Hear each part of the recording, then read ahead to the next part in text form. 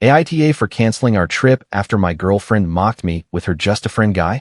I'm Owen, 34, and at the time I was Madison's boyfriend of almost 4 years, the guy who kept an extra phone charger in my car because she always forgot hers and still thought that counted as love, not convenience. For a long time, I really did think Madison was just spontaneous. She was the kind of person who could walk into a dull room and make people loosen their shoulders in 5 minutes. She remembered everyone's coffee order.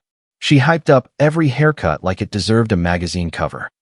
She could turn a grocery run into a little adventure just because she'd start singing in the frozen aisle and make some old lady laugh. That was what pulled me in. Madison made ordinary days feel lighter. But the thing about charm is that when someone uses it enough, people stop checking what's underneath it. At first, the little stuff didn't feel like a pattern. She would show up 20 minutes late for dinner and kiss my cheek before I could even be annoyed. "You know I'm bad with time," she'd say, dropping her bag on the chair like the issue had already been handled. I'd say, "Yeah, but I've been sitting here for almost half an hour." Then she'd smile and go, "Don't start. I'm here now." And because I wanted to be easy to love, I'd let it go. There were canceled plans too. Not huge ones. Just enough to make me feel stupid for expecting her to follow through. I'd make dinner, and she'd text at 7:12 that she got pulled into drinks with friends. I'd buy tickets for some random movie she said she wanted to see, and she'd say she forgot and already told Chloe she'd come over. She'd post 10 photos from a weekend, and somehow I'd be in one blurry corner with half my shoulder cropped out. When I brought it up, she made it sound like I was auditioning for the role of angry boyfriend.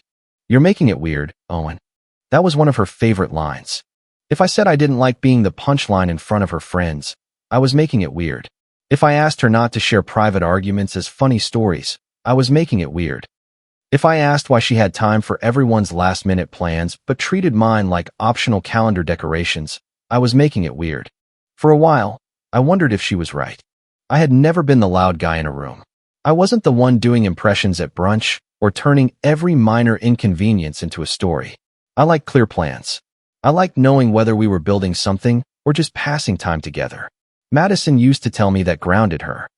Later, she started using the same word like an insult. "You're so serious now," she told me once, while we were eating takeout on my couch. "You used to be more fun." I looked at the 2 containers between us, one of which I'd picked up after she forgot we were supposed to cook together, and said, "Maybe being reliable looks boring when nobody else is trying it." She rolled her eyes and laughed like I was doing a bit. Then Blake came back around more often. Blake was 33, one of Madison's old friends, and the type of guy who acted like every boundary was a dare. He called her Mads, in that lazy, familiar voice that always seemed aimed more at me than at her. He sat too close. He threw his arm across the back of her chair. He made jokes about how he and Madison had history, then widened his eyes like everyone was supposed to know he was kidding. The first time I said something after a group dinner, Madison sighed before I had even finished my sentence. "He's harmless." "I'm not saying he's dangerous," I said. "I'm saying he enjoys getting a reaction out of me, and you keep rewarding it." She tossed her earrings onto my dresser and said, "I'm allowed to have friends, Owen." "I never said you weren't. You don't have to say it. You do this whole quiet judge thing." That was how conversations with Madison started going. I would name something specific, and she would turn it into a trial about my personality. I tried to communicate like an adult. I really did. One night, after Blake made a joke about Madison being too much woman for me, I waited until we were alone and said, "I'm not asking you to stop having friends. I'm asking you not to make me the punchline." Madison leaned against the kitchen counter and gave me this tired smile, like I was a child who had misunderstood recess. "That's exactly what I mean. You turn everything into a serious talk. Because it keeps happening. It's harmless fun. It's always harmless right after it hurts." She went quiet after that, but not the kind of quiet that meant she was thinking. The kind that meant she was saving my words to use later. My best friend Eric had been hearing versions of this for months. Eric is one of those people who can make you angry because he refuses to exaggerate with you. He doesn't say, "She's evil," just because you want him to. He asks one question, then another, until the thing you're avoiding is standing in the room. After another night where Madison canceled on me and ended up tagged in someone else's story, I called him from my car. "I feel crazy," I said. "Every time I bring up something real, She acts like I'm jealous or controlling. Eric was quiet for a second, then said, "You're not crazy, but you keep giving her emotional arguments when she's playing for an audience." What does that mean? It means if you blow up, she gets proof you're the problem. Don't hand her a video of you acting crazy. If she's lying, let her lie in writing. That stuck with me. My younger sister Natalie was less careful. She came over one Sunday while I was folding laundry, took one look at me matching socks like I was defusing a bomb, and said, "You look exhausted by someone you keep calling fun." I laughed because I didn't know what else to do. Natalie sat on the floor, grabbed a towel, and started folding it wrong on purpose because she knows it irritates me. "You keep trying to prove you're not insecure to people who profit from making you feel that way," she said. "That sounds like something you read online." Maybe. Doesn't make it wrong. I told her I didn't want to be cold. I didn't want to be the guy who punished his girlfriend for having a social life. Natalie looked up at me and said, "Self-respect isn't cold. It just feels cold to people who liked you better without it." That sentence sat with me longer than I wanted to admit. The trip was supposed to be my attempt at saving things. It wasn't a proposal trip. It wasn't some big romantic test.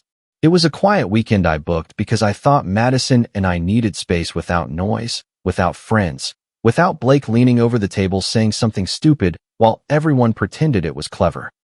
I reserved a small cabin rental for two, made a dinner reservation nearby, and paid the deposit. I even picked a place with a fire pit because Madison once said she loved sitting outside with a blanket and a drink when the air was cold. I told her about it 2 weeks before. "Just us?" she asked, and for 1 second she sounded pleased. "Just us," I said. "No group chat. No distractions." She smiled and kissed me. That actually sounds really nice. That smile is probably why I ignored the little twitch in my gut when she immediately asked, "Which weekend again?" The Friday before the trip, I planned a night for us to talk. Not a dramatic sit-down with candles and a speech. Just dinner at my place, phones away, and an honest conversation about whether we were still moving toward anything real. I made pasta because it was one of the few things she never complained about. I cleaned the kitchen. I put my phone face down. I felt pathetic for being nervous in my own apartment, but I was. 4 years is a long time to love someone and not know if you're building a life or just maintaining a routine. At 6:41, Madison texted, "I'm honestly exhausted. I just want to sleep early. Can we not do heavy relationship stuff tonight?" I stared at the message for a while. The sauce was still simmering. 2 plates were already on the counter. I typed, deleted, typed again. "Okay, get some rest. We'll talk later." She sent a heart. I ate alone at the kitchen counter and tried not to turn sadness into suspicion. People get tired. People avoid hard talks when they're overwhelmed. I didn't want to be the guy Eric warned me not to be, the one who took one disappointing text and built a conspiracy around it. Around 9:30, I was on the couch, half watching something I didn't care about, when I opened Instagram. Chloe had posted a close friend story. Green ring. Small room. A coffee table covered with cards, plastic cups, and takeout containers. Someone was singing karaoke badly in the background. Then the camera swung left. Madison was sitting on the arm of a couch beside Blake, laughing so hard she had one hand over her mouth. Her hair was done. She was wearing the black sweater she always said was too nice for a lazy night. Blake leaned toward the camera and said, "Where's your husband tonight?" Madison swatted his arm. "Stop." He grinned. "What? Is he at home alphabetizing your future?" The room laughed. Madison laughed too. Not an uncomfortable laugh. Not a please stop laugh. A full laugh, head tilted back, like I wasn't a person. Like I was a running bit. My thumb went cold against the side of my phone. I watched the story again. Then again. Nobody had tagged Madison publicly. There was no post on her own account. No casual game night photo. Chloe's close friends list had shown me something I clearly wasn't supposed to see. My first instinct was to call her. I even opened her contact. I pictured her answering in that soft, defensive voice, saying, "You're seriously checking my Instagram now?" I pictured Blake in the background whispering something, and the room going quiet, so everyone could listen to me lose. So I didn't call. I took screenshots. Then I texted Eric. "Tell me not to call her." He answered almost immediately. "Do not call her. Screenshot everything. Sleep if you can." I sent him the screen recording. 3 dots appeared. Disappeared. Appeared again. Then he wrote, "That was not exhausted. Do not react tonight." I didn't sleep much. I lay there staring at the ceiling, replaying Madison's text. Can we not do heavy relationship stuff tonight? It wasn't even the lying that hit the hardest at first. It was how easy it looked. How casual. How little effort she had put into hiding it because she assumed I'd accept her version. The next morning, Madison texted me at 8:18. I crashed so hard last night, lol. Still dead. Also, can you make sure the cabin thing is handled today? I don't want us losing the reservation. I read it in the kitchen with my coffee untouched in front of me. That was the moment something in me shifted. Not exploded. Shifted. I stopped wondering if she respected me and started wondering how long she had known I would make life easy for her anyway. I replied, it's handled. Technically, it still was. About 20 minutes later, I got a message from Chloe. Hey, I don't want to get involved, and I know this is awkward, but I also don't think you know the full story. I sat down before answering. What full story? She didn't respond right away. Then 3 screenshots came through. The first was from a group chat I wasn't in. Madison had written, Owen's probably drafting a 5-year plan for our relationship right now, lol. Someone responded, LMAO. Blake wrote, tell him I'll keep your seat warm. Madison reacted with a laughing emoji. The second screenshot was worse because it wasn't just about me being boring or serious. It was about the trip. Madison, the weekend place is cute BTW. Owen wanted to do something nice, so the place should be covered. Just don't tag me until I tell him. Another friend, wait, group thing or couple thing? Madison, group thing if everyone behaves lol. Blake, look at serious boyfriend becoming useful. Madison, he'll probably still pay. He hates looking cheap. I stared at those words until they stopped looking like English. He hates looking cheap. That was my girlfriend. Almost 4 years. Birthdays, holidays, family dinners, late-night pharmacy runs, airport pickups, soup when she was sick, chargers in my car, tampons in my bathroom cabinet because she always forgot to buy them until she needed them. And in one group chat, I had been reduced to a wallet with pride. The third thing Chloe sent was a voice note transcript from Madison, followed by a small audio file. Chloe wrote, I'm sorry. I should have said something sooner. She told us not to tag her because Owen will make it a thing. I didn't realize you didn't know Blake was invited until last night. I played the voice note once. Madison's voice came through bright and casual, like she was talking about brunch plans. Just don't put anything public until I talk to him. Owen gets weird when plans change, and I don't feel like doing the whole insecure boyfriend thing before the weekend. I put the phone down on the counter. For a minute, I did nothing. I didn't pace. I didn't yell. I didn't throw anything. I just stood there in my quiet kitchen while my coffee went cold and felt 4 years rearrange themselves in my head. Then I opened my laptop. If Madison loved one thing, it was calling facts a misunderstanding. So I made sure the facts were in order. I found the cabin confirmation email. 2 guests. My name. My card. Deposit paid. $620. Refundable until noon that day, minus a small processing fee. I found the dinner reservation. 2 guests. I found the receipt for the groceries I had already ordered for pickup near the cabin. $86.47. Cancelable. I found the old Venmo history too, because once I started looking, the pattern was embarrassing. Madison's share of ride shares she forgot to send. Half of a group dinner she said she'd cover next time. A concert ticket for Chloe's birthday that somehow became my treat. None of these amounts had felt worth arguing over individually. Together, they looked like a quiet subscription to being taken for granted. I created a folder on my phone and named it the part where I was supposed to stay quiet. It wasn't elegant. It was petty enough to make me smile for the first time that morning. Then I started canceling. I canceled the cabin. I saved the cancellation confirmation. I canceled the grocery order. Save that too. I canceled the dinner reservation and took a screenshot of the original 2-person booking before it disappeared. There were a couple of non-refundable charges. A cleaning fee. A reservation processing fee. Nothing massive, but enough to make the point clear. I totaled the part Madison would have owed if she had been honest, and sent her Venmo requests with notes so plain they looked almost boring. $310. Your share of the weekend reservation you invited others to. $70. Non-refundable fee from canceled trip plans. $43.24. Half of the grocery order arranged for the trip. I didn't add insults. I didn't write for lying. I didn't write for Blake's seat. I kept it factual because facts were the one thing she couldn't charm her way around. Madison called within 90 seconds. I let it ring.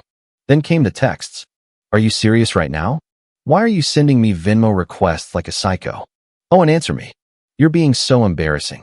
I replied, anything financial goes in writing. She sent back, financial? It was our trip. I typed slowly. It was our trip when I booked it for two. It became something else when you invited a group and told them I would cover it. The typing bubble appeared, disappeared, appeared again. Finally, she wrote, you misunderstood. I looked at the folder on my phone. I wrote, good. Then we can clear it up. For the rest of the day, Madison tried different versions of herself. Sweet Madison, babe, I think we're both upset. Can you just call me? Angry Madison, you're punishing me for having friends. Therapy word Madison, this controlling behavior is honestly concerning. Public Madison, apparently, was busy too. Chloe sent one more screenshot later that afternoon, not because I asked, but because Madison had already started spinning it. Madison wrote in the group chat, Owen canceled the trip because he saw one dumb story and got jealous. I'm so tired of being punished for having friends. Blake replied, man canceled the whole weekend because he can't take a joke. Someone else wrote, that's rough. Another person sent, wait, what about the cabin? Madison, I'm dealing with it. He's being dramatic. I didn't answer. I didn't defend myself in a chat I wasn't even in. I went for a walk and left my phone in my pocket. The air was cold enough to make my eyes water, which was convenient because I didn't want to admit I was close to crying. Not because I wanted her back in that moment, because I had wanted so badly for her to be different from the evidence. The next morning, Madison showed up at my apartment. She didn't knock like someone nervous. She knocked like she was annoyed the door existed. When I opened it, she glanced past me into the apartment and said, can we not do this in the hallway? We can talk here. Her face tightened. Seriously? Yes. She lowered her voice. You're making this uglier than it needs to be. I almost laughed. Not because it was funny, but because that sentence could have been printed on a Madison t-shirt. You lied about being asleep, I said. You mocked me in a group chat. You invited people on a trip I booked for us and told them I'd pay. I didn't lie. I just didn't want to deal with a heavy conversation. That's a lie with better lighting. She crossed her arms. You're acting like I cheated when I was literally just hanging out. I didn't say you cheated. Then why are you acting like this? Because I'm not competing with a room full of people for basic respect. Her eyes flicked away. For a second, I saw panic. Not remorse. Panic. Then she said, we're having brunch at Ryan's tomorrow. Just come and be normal. We'll clear the air like adults. I understood right away. She didn't want a conversation. She wanted an audience.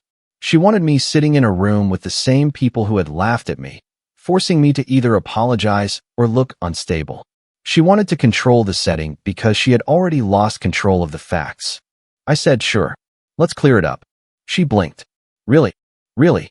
For the first time since I'd known her, Madison didn't seem sure what version of me she was talking to. The brunch was small. Not a party. Just a living room with too many people balancing paper plates on their knees, a game paused on the TV, and a kitchen counter crowded with bagels, fruit, and half-empty coffee cups. Chloe was there, standing near the sink with her arms folded. Blake was on the couch, looking comfortable in a way that made my jaw tighten. Madison met me near the door and touched my arm like we were fine. Please don't make a scene, she whispered. I looked at her hand until she removed it. I'm here to clear the air. Her mouth twitched. We didn't even make it 10 minutes. Madison waited until enough people were listening, then said, I just think it's hurtful that you embarrassed me over a misunderstanding instead of talking to me. A couple of people looked down at their plates. Blake leaned back against the couch with that little smirk of his. Man, you could have just said you were jealous. There it was. The version they understood. Owen the jealous boyfriend. Madison the fun girlfriend. Blake the harmless friend. Everybody comfortable in their assigned seats. I set my coffee on the table. Madison said, I'm allowed to have friends, Owen. I know. She looked relieved for half a second, like she thought I was folding. I took out my phone and opened the folder. Good, I said. Then let's clear up the misunderstanding. The room changed before I showed a single screenshot. You can feel it when people realize the scene they thought they were watching has a second act. I turned my phone toward Madison first. This is you texting me Friday at 6:41 saying you were exhausted and wanted to sleep early. Her face went still. I swiped. This is Chloe's close friend's story from an hour later. That's you sitting beside Blake at game night while he asks where your husband is. Blake shifted. Relax. It was a joke. I'm not talking to you yet. A small sound came from somewhere near the kitchen. Not quite a laugh. More like someone swallowing it. I swiped again. This is the group chat where Madison says I'm probably drafting a 5-year plan while she's out. Madison reached toward my phone. Owen, stop. I pulled it back. You wanted to clear the air. Her cheeks flushed. You're humiliating me. I looked at her for a second. Really looked at her. At the woman I had loved. At the person who was more upset about being seen clearly than about what she had done. You made me the joke, I said. I just brought the punchline. The room went silent. I swiped to the trip screenshots. This is Madison telling everyone the weekend place was open to the group. Someone near the counter said quietly, Wait, I thought Owen knew Blake was coming. I looked at Madison. I didn't. I swiped again. This is Madison saying I wanted to treat everyone. Another person said, That's not what she told us. Madison snapped, I didn't say it like that. Chloe's voice cut through the room. It's literally on the screen. Madison turned toward her. Seriously, Chloe? Chloe looked sick, but she didn't back down. I stayed quiet too long. That part is on me. But did you actually tell him Blake was coming? Madison opened her mouth. Nothing came out. Chloe said, Did you? Madison's eyes moved around the room, searching for a soft place to land. There wasn't one. That's not the point, she said. Chloe gave a small, humorless laugh. It kind of is. Blake stood up then, suddenly less amused. I didn't know she hadn't told you. I turned the phone toward him. This is you saying, Look at serious boyfriend becoming useful. His face tightened. Come on, man. And this is Madison saying I'd probably still pay because I hate looking cheap. Nobody laughed that time. Blake held up both hands. I'm not getting dragged into relationship drama. I looked at him and said, You were comfortable being in it when you thought I was paying for the seat. That landed harder than I expected. Not because it was clever, but because it was true and everyone knew it. Blake sat back down. Madison's voice cracked, but not in the way it does when someone is sorry. It cracked like she was losing a room. You canceled everything? She asked. Yes. You can't just do that. I canceled reservations under my name, paid with my card, for a trip I booked for 2. One of her friends, Amanda, looked from Madison to me. Madison, did you tell us he offered to pay? Madison's lips pressed together. Amanda shook her head and looked away. That was the moment Madison understood she had lost the easy version of the story.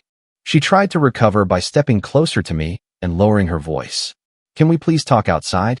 No. Owen. No private hallway version. Anything financial goes in writing. Anything emotional you can say in front of the people you involved. Her eyes filled with tears then. A year earlier, that would have broken me. I would have softened immediately, pulled her aside, helped her save face, and somehow left apologizing for how I found out she hurt me. But Natalie's words were in my head. Self-respect isn't cold. It just feels cold to people who like you better without it. Madison wiped under one eye. So you're just throwing away 4 years? I felt that one. I won't pretend I didn't. 4 years is not a jacket you take off and forget on a chair. 4 years has weight. It has routines, private jokes, favorite snacks, passwords to streaming accounts, a toothbrush and a cup, and 1,000 small memories that don't disappear because someone mistreated you.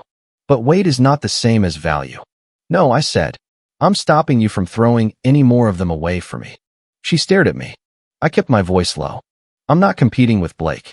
I'm removing myself from a joke I paid for. We're done. Madison's mouth opened slightly, like the word done had arrived in a language she didn't speak.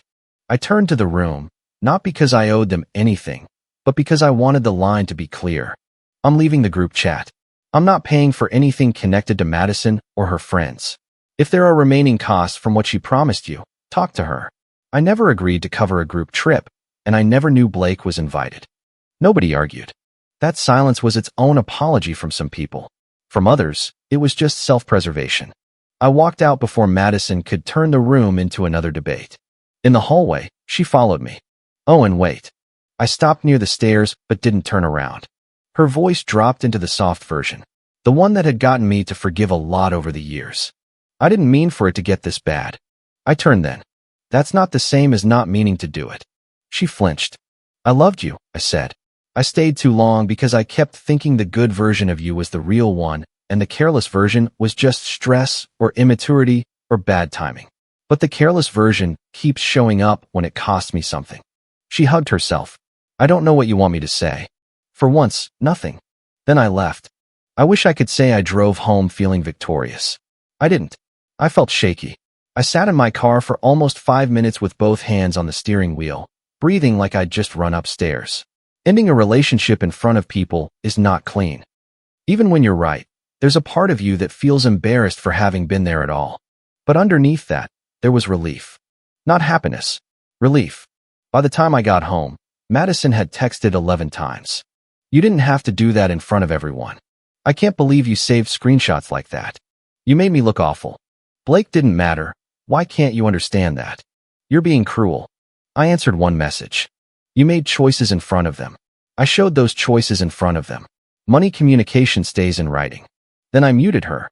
I left the group chat that afternoon. I didn't make a speech. I didn't post anything. I didn't send the folder to people who hadn't been there. The truth had reached the room it needed to reach. The private messages started later. Amanda wrote, I'm sorry. I laughed because I thought it was just Madison being dramatic. I didn't know she was lying about the money. I replied, thanks. I appreciate that. Ryan wrote, for what it's worth, I thought you knew about the group thing. Still should have asked. Sorry. Chloe sent the longest one. I'm sorry I waited. I kept telling myself it wasn't my relationship and I didn't want to be messy. But watching her say you were overreacting when I knew she told us not to tag her felt wrong. I should have said something before it got that far. I told her, I wish you had, but I'm glad you did. Not everyone apologized. Some people stayed silent. A few probably decided I was still dramatic. That was fine. I had spent enough time trying to be understood by people who preferred the easier story. The money came in pieces. Madison ignored the Venmo requests for 2 days, then paid the exact amount with no note. Not even a period. Just the numbers arriving like a door closing. A week later, she left a voicemail at 12:37 a.m. I didn't answer, but I listened to it in the morning. Her voice was quiet and rough. I hate that everyone thinks I used you. That's not who I am. Things got out of hand, and I know I should have told you people were coming, but you didn't have to make me look like that. I miss you. I miss us. I don't know how we got here. I listened once. Then I deleted it. That was the clearest answer she could have given me. Even in her apology, the wound she kept touching was her image. Not the lie. Not the way she had laughed while I was home waiting to talk about our future. Not the way she had turned a private trip into a group performance and expected me to fund my own humiliation. She hated that everyone thought she used me. I hated that she had. The next day, she texted, I never meant to hurt you. I replied, then you should have acted like someone who didn't. After that, I blocked her everywhere except Venmo until the last payment cleared. When it did, I blocked that too. The weirdest part of the weeks after was realizing how much quieter my life became. Not empty. Quiet. There was no guessing which version of Madison I would get. No preparing a reasonable sentence in my head just for her to call it controlling. No watching Blake make a joke and then watching her watch me to see if I'd react. I found her charger in my car about a month later. It was tucked in the side pocket of the passenger door, coiled neatly because I had probably done it without thinking. I held it for a second and remembered all the times she had climbed in, patted her pockets, and said, You're the best, Owen. Because I had what she needed before she even asked. That used to feel like love.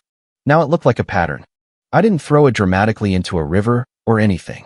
I put it in a drawer with other cords I didn't use. Then I made coffee, sat at my kitchen counter, and opened my calendar. The weekend we were supposed to take the trip was still marked in blue. I deleted it. Not with anger. Not with some grand speech to myself. Just one tap. For once, I didn't ask Madison to choose me. I chose myself and let her explain the rest. I didn't lose my girlfriend that day. I lost the version of myself that kept paying to be disrespected. If you liked it, don't forget to leave a comment and support the channel by subscribing. See you in the upcoming stories.